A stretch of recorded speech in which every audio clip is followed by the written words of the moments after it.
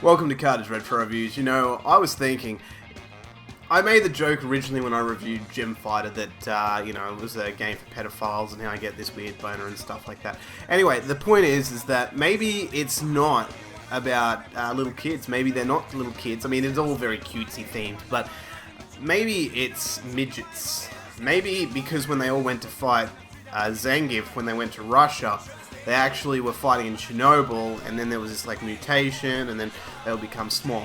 Maybe that's it. Because now, instead of it being like cutesy little kids who are hitting each other, it's a very conflicting theme, if ever there was one. But instead of that, it's now just midgets. Does that make things worse? Actually, I think it does.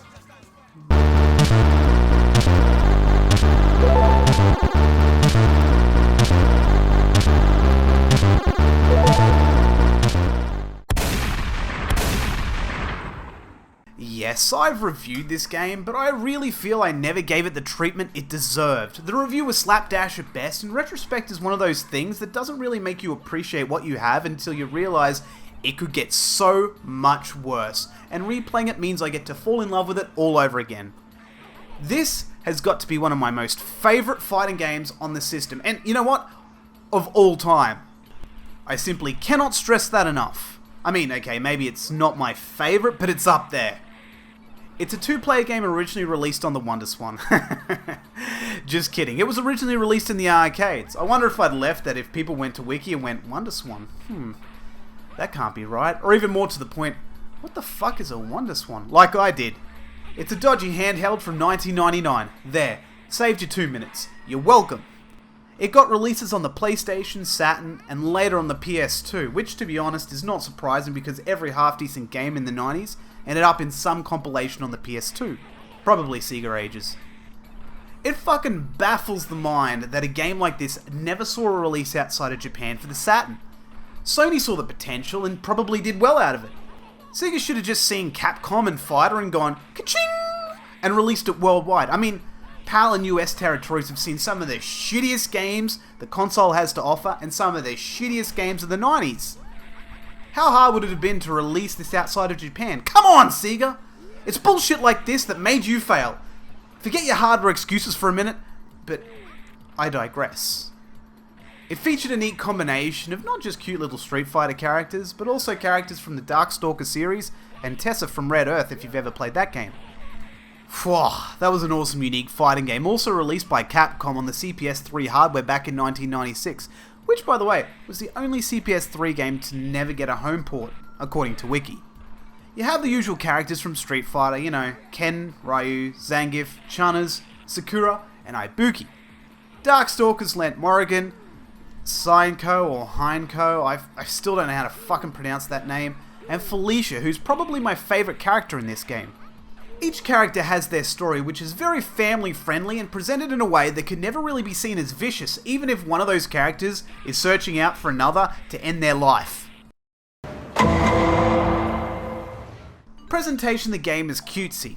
That word is going to be used several times throughout this review because cute seems to be the angle this time. But if you put that aside, everything looks really good, with a real nice style to it and practical on top. The menus work well and there's plenty of options to go through that all make sense. Graphics are excellent. Yes, it's in 2D, but the frame rate is perfect without any kind of chop and has a real nice flow to it. There seems to be very little left out of this port graphically. Yes, there's some slight slowdown, but short of that, everything here is really, really great. Colours are bright, harmless and sharp, and yet still warm. Even the backgrounds are simply fucking amazing, with great detail and some real nice touches, such as other characters which were a part of their parent series but not in this game. And it's hard to fault anything with this game graphically. While the sound is as catchy as Gonorrhea, it also happens to be pretty forgettable, unlike Gonorrhea. The music gets into the groove and it really suits the game, and the sound quality is, okay, fine, it's nothing too amazing. Sound effects are mostly high pitches, variations of someone getting hit in such a cute way. It reminds me of when SpongeBob gets into a fight and when he gets hit, it sounds like a rubber duck being squeezed. It's all very non-threatening bits of fluff and fun.